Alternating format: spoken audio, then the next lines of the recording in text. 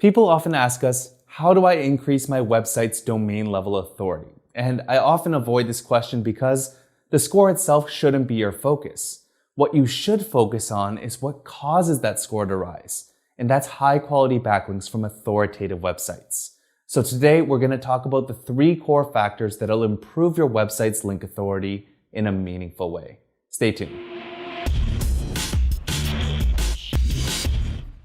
So if you're new to the concept of website authority, it's actually a made-up metric from SEO tool companies. Now, whether you call it domain rating, domain authority, website authority, or whatever, they all serve the same general purpose. They try to measure the relative strength of a website's backlink profile compared to other sites in their index. Now, while some tools claim that their website authority metric can predict a website's ranking potential, I take that with a grain of salt. Yes, I think SEOs generally agree that website authority does play somewhat of a factor in rankings. In fact, we found a clear correlation between domain rating and the number of keywords a website ranks for. But correlation doesn't prove causation. Google ranks pages and not websites, so having a goal to improve domain rating is too broad and could actually make you lose focus from your true goal, which is to rank in Google and get more organic traffic. So by putting the focus at the website level instead of the page level, it's like painting your whole house just to make your bathroom look good. It might work to a certain extent, but 90% of your efforts actually have no effect on the end goal. Now, the things that cause an increase in your website's authority can help you rank higher in Google. And it all comes down to the main thing responsible for calculating this metric, and that's links. Now, I can't speak on behalf of other tool providers because I don't know how they calculate their website authority metric, but I can expand a bit on Ahrefs' website authority metric called domain rating. So again, domain rating represents the overall strength of a website's backlink profile. And when I say strength, it isn't just a pure numbers game. We look at both quantity and quality of the links pointing at a website. Now, domain rating isn't linear. It's plotted on a logarithmic scale from 0 to 100. To understand this scale a bit better, think of it like gaining status in a video game. You might start off as a scout, and to gain your ranger badge, it might only take a few hours. But jumping to the next level could take you months. Then only the truly elite players will get to epic status. And don't even get me started on legendary. This is reserved only for the chosen ones. In the same way, increasing a website's domain rating from 79 to 80 would be a much bigger jump than going from 3 to 4 or even from 3 to 10. In short, you can't say that a website with a DR40 is twice as authoritative as a website with a DR20. It'll be more than that. Although improving domain rating shouldn't be your aim, let's talk about the 3 main things that impact the score. First are the number of unique websites that link to you. At Ahrefs, we call these referring domains. And in our calculations, we only account for followed links, meaning links with no follow, UGC, or sponsor values won't improve a website's DR score. Now, since we count referring domains here and not backlinks, subsequent links from the same website won't improve a website's DR either. The second thing we look at are the domain ratings of the linking domains. And this is one of the ways we keep DR reliable and tougher to manipulate.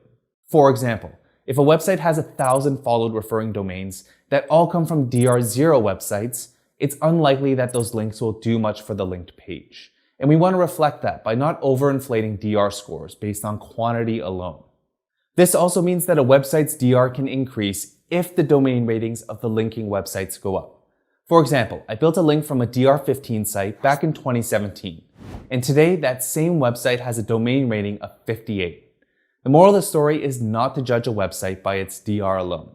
If there are less authoritative sites, but you see them grinding and consistently building links to their pages, then the value of your link can increase over time. This is the referring domains graph for the site I got a link from, and this is around the day I got a link from them. The slow and steady increase in referring domains plus the person's content were good indicators that the site would continue to do well. So I invested my time to get a link from a low DR site, and it paid off. And the third thing we look at are the number of sites the referring websites link to with at least one followed link. The more unique websites a site links to, the less so-called DR equity it can pass. For example, if you had a new website that got a link from the New York Times, you might think you'd get a nice pop in your domain rating. After all, the New York Times has a domain rating of 94, and it's one of the most well-known sites in the world. But because of the sheer number of external websites it links to with at least one followed link, it won't have that much of an impact on DR. As you can see in the linked domains report in Ahrefs Site Explorer, they link to over 280,000 websites with the followed link. So how much of an impact would a link from nytimes.com have on a website?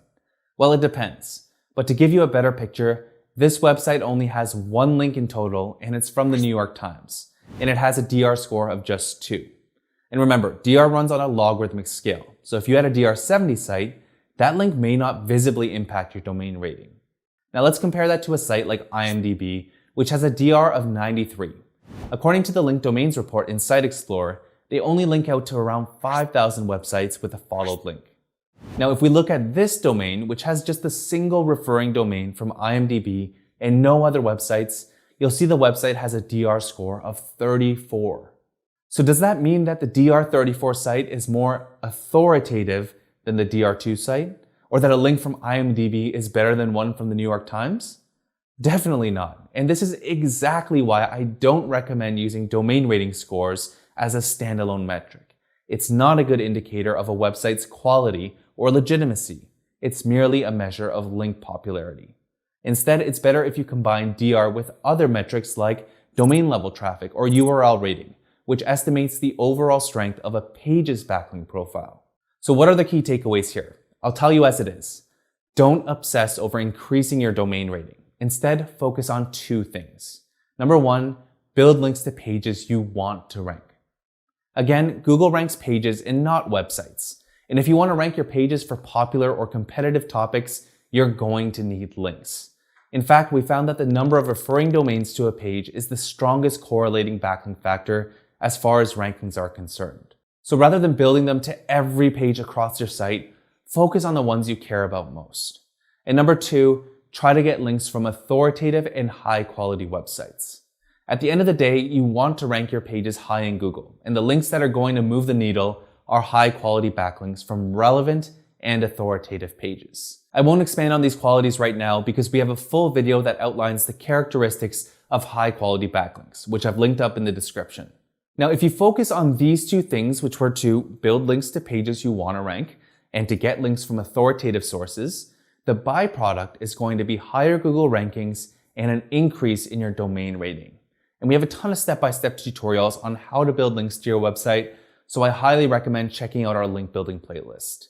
And if you enjoyed this video, make sure to like, share, and subscribe for more actionable SEO and marketing tutorials. I'll see you in the next one.